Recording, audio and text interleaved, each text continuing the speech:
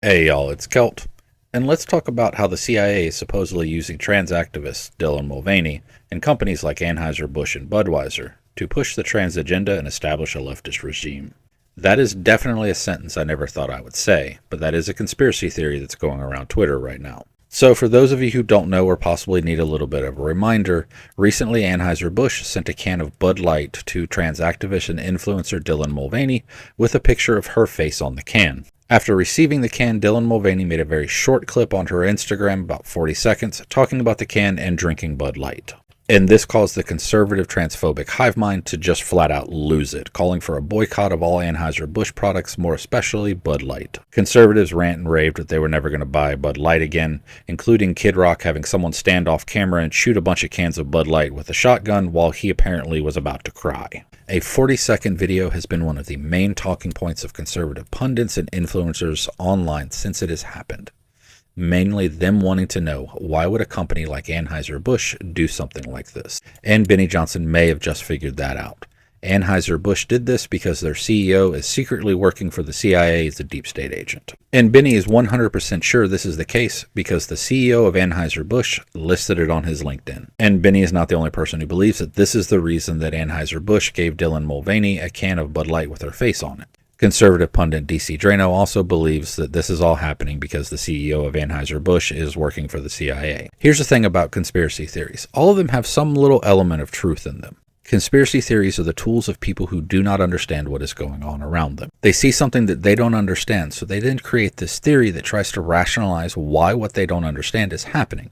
But they have to create this theory in such a way that it fits in with the confines of their worldview. The worldview of a conservative bigot is that no one would actually want to be trans on their own. There would have to be some outside influence pushing these people to become trans. Now that they have that theory, they just have to figure out what outside influence it is this time. Whether it's the gay and trans agenda, satanic cults, communists, or everyone's favorite conspiracy theory boogeyman, the CIA. Now, the process for crafting a conspiracy theory is create conspiracy theory first and then look for evidence second. And in this case, they found the evidence that they supposedly needed. That the CEO of Budweiser did actually used to work for the CIA. Yes, you heard me right. The CEO of Budweiser was a former CIA agent and also formerly a Marine. And they did find this out because the CEO of Budweiser did list it on his LinkedIn. The interesting thing is it's not that uncommon to see people with CIA credentials listed on their LinkedIn. Go to LinkedIn right now, type in CIA and do a search. You'll see a whole bunch of former CIA employees pull up. Keyword there, former employees. The majority of times, it is not classified for someone to discuss that they worked in some form of intelligence field. Even the CIA. Someone who worked for the CIA, their existence is not classified. They may have done classified things, but the fact that they held a job with a central intelligence agency is not classified. The thing, though, is people who work for the CIA or other intelligence agencies or an intelligence job don't list it on their resume until they've left that job.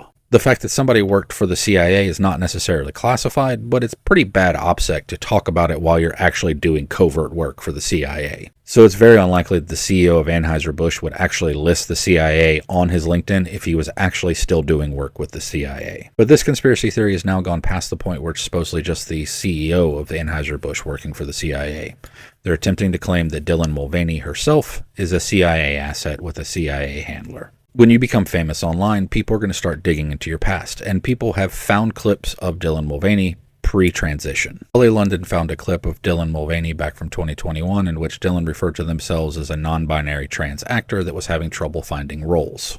This is supposedly evidence that Dylan is not actually a trans woman, and this is all just an act or a grift. Fun fact, LA London had multiple plastic surgeries, including a penis reduction surgery, so they could turn themselves Korean.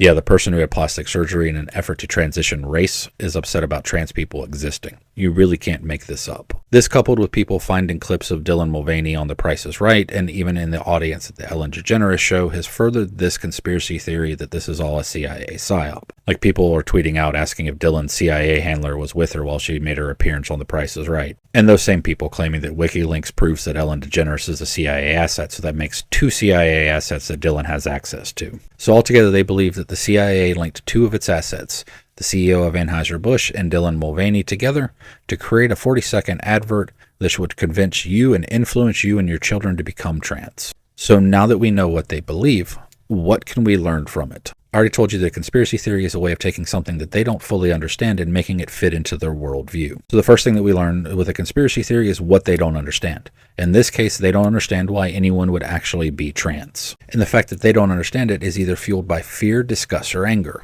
meaning something they experience causes them to experience intense feelings of fear, disgust, or anger. And if you encounter something that makes you feel one of those three emotions, you're not going to understand why what you encountered is okay for other people. For example, you may try a food that you find disgusting, and at first you may not understand why other people may enjoy that food. So you could attempt to understand why other people would enjoy that type of food, or you could think that everyone else was out to get you and trying to make you look silly by pretending to like it. But this isn't about food.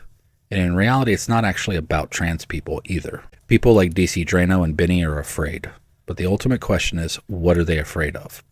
Luckily, they both tell us. Benny's fear is religious.